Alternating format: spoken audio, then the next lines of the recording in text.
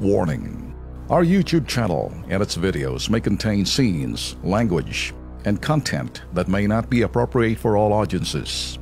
These videos include surveillance footage, undercover pursuit of suspects, actual police and rescue operations, and fearless confrontations. If you do not approve of the content, please do not watch our videos. If you wish to continue, we strongly advise that you proceed with caution. Viewers' discretion is advised. I've been following the president, and I know the President Duterte has been talking and going around and dalawang bagay lang ho talaga. Ano, kung ikay hindi, you're not a cerebral, you're not a thinking media personality.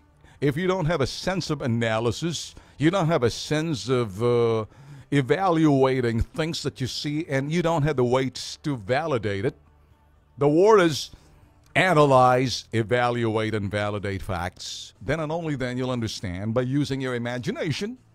Sinasabi ho nitong si Abelia sa media to use creative imagination when decoding the present.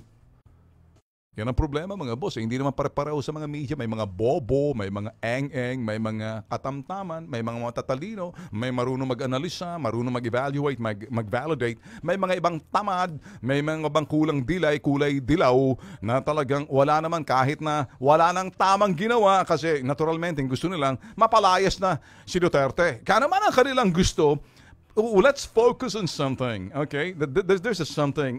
Kung meron man hong problema ho rito kasi kung dealing with the president, you need to use creative imagination. By creative imagination, you gotta have to have a sense of analysis. Matalinong usapan na ho ta. Sense of analysis, you have a sense of evaluation, and then validating facts, circumstances, events, and chain of events to go back as your basis of facts. Medyo malalim na ho ito. If you didn't take any course in journalism, let this be a little refresher. Kung kayo ho'y medyo simpleng tao lang, kinakailangan mo ng yung malikhaing imahinasyon para ikay makapag-analisa, para ikay ma-evaluate mo, magawa mong pagbabalanse, at para ito naman ay masusukat mo sa pamamagitan ng pag-cross-check or yung sinasabing validate.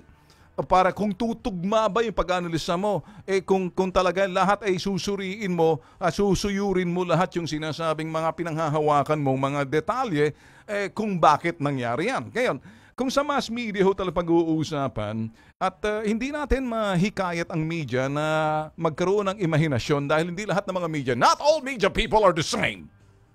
There are those yellow. There are those who stand in between and take a stand. And there are those who will just, who will tell the truth. Nothing but the truth. And they will not be afraid to tell you exactly what it is. And there are those people who will take a stand. People who doesn't really care if you like or you don't. People who will tell the truth, unfiltered truth. Isa ho yan, ginagawa. Ang title ho ng programa, look around, it says Ben Tulfo Unfiltered. I mean, I believe that if I have nothing good to say about a person, I would rather not say it. But in this case, if I don't say something which is part of fact, katotohanan, at winidhold ko, hindi naman ako si Dilima, material concealment yun. Pag winidhold mo, nasa halip na sasabihin mo para maintindihan ni Juan de la Cruz, yung mga Pinoy, overseas o nandito, ito ang ginagawa ho natin pag-aanalisa. Malaliman ho kasi kung sa sinasabing malikhaing imahinasyon, paggamit ho ng utak, paggamit ho ng kokote. May mga medyang nakatuwad ng kokote, may mga medyang ganon. May mga medyang atak, ganon. May mga medyang kahit na anong gagawin mong tama, kinakailangan, baliktarin mo ng konti, lagyan mo ng kunting timplada. May mga medya walang tama. May mga medyang marunong manindigan, may mga medyang balanse. Nasaan bang medyang sinasabi mo rito, Abelia? Ikaw naman secretary, spokesperson ng presidente. Mariusap naman, hindi naman lahat na kapareho mo eh. Ibalanse mo kung sinong kausap mo. Ngayon, kung ikay umaapila sa mga medyang putok sa buhong mga dilaw na media, with practicing dilaw na pamamahayag or yellow journalism, you're not gonna get it.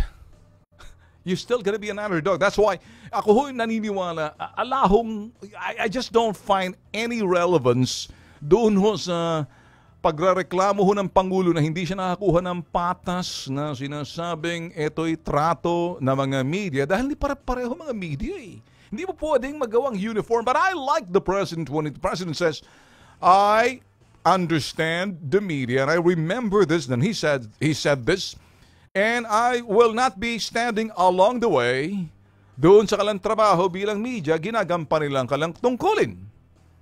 And sabi pa nga ng Presidente, and I'd like to challenge the President, and I'll keep remembering what he said, kahit na raw sa Channel 4, sa PTV4, he'd like to practice editorial independence. Way to go. That's a key word para sa akin, editorial independence. And mga media raw ho, they're just doing their job. So naintindihan niya. But si Abelia, maybe your words and maybe the manner of which you're communicating, you're not going to be on the same page with some of the media na sinasabi mo na gusto mong ipaliwanag kung decoding. You don't need to decode the President Duterte. I think what you should decode is how do you handle the President? How to decode President Duterte and handling President Duterte pagdating sa sinasabing protocols. Pagdating doon sa sinasabi natin, really sticking to a schedule. Pagdating doon sa sinasabi natin, really, to cut all these mistakes na gustong mangyari ng mga national media, yung yellow press, na magkamali ang Pangulo. Gustong-gusto nila si Presidente Duterte na magsalita, nakahanda laging kala mga ballpen. Sige. Ano ka? Magkamali ka. One word na gonna make it so big. And I start interpreting the word and then the President maybe, yes, out of context. But sabi nga nitong si Dick Gordon, maingay daw kasi masyado si Presidente. Well, totoo naman. Ang pagiging maingay ni President Duterte, sinasabi ni President Duterte, hoy, kaya ako maingay because I'd like to state the fact. May momentum tayo. May buwelo na tayo doon sa giyera kontra droga. Tama ka, Mr. President. Kaya lang baka may sawa factor na yung mga tao. Naniniwala ako sa sinasabing giyera kontra droga pero kinakailangan meron ding advisor na pinakikinggan ng Pangulo. Kapag ang Pangulo walang advisor, wala siyang pananagutan. Kanino siya mananagot? Sasabihin niya doon sa taong bayan. Ang mga taong bayan naman nalilito at may mga taong bayan, marami pa rin talagang approve doon sa ginagawa ng Pangulo. Wala namang problema roon eh. Kaya lang, pag nagkakaroon na ho ng sinasabing series of screw up and sabihin natin, misquoted lang ako or yung sinasabi ho natin pagkakamali at every now and then, naghihingi ng paumanhin ng Pangulo, nagkakaroon tayo ng problema dyan. Baka masanay ng mga tao na eventually bandang dulo, hindi ka pa nakapag 6 months, 100 days pa lang, baka hindi na tayo abot ng 6 months, baka magpiesta yung mga dilaw, magpiesta yung mga sinasabing may mga tulad ni Trillanes. Sabi nga ni Trillanes, hindi na mangyayari yung sinasabing kudeta. Bakit kinakailangan pa? Sa bibig lang ni Duterte, self-destruct na. Para mong sinasabi Trillanes, makinig ka. May balak ka, no? May balak ka talaga siguro ng kudeta. Sino ba talaga nagkukudeta? Sino may history ng kudeta? Itanong mo yan kay Gringo. Sabi ni Gringo, ba't ako magkukudeta? Sino bang mainit? Sino bang hot na hot? Sino bang mahilig sa siling labuyo? Hindi ba Bicolano talagang mainit sa maanghang Bicol Express? Trillanes, like the President, mahuhuli ka rin sa bibig mo. Kaya the more talk, more mistake. Less talk, less mistake. No talk, no mistake. Ganito lang gawin natin.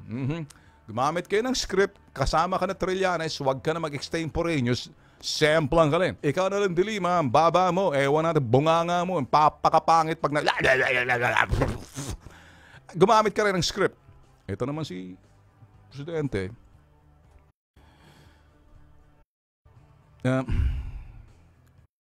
Kailan ka ba gagamit ng script, Mr. President?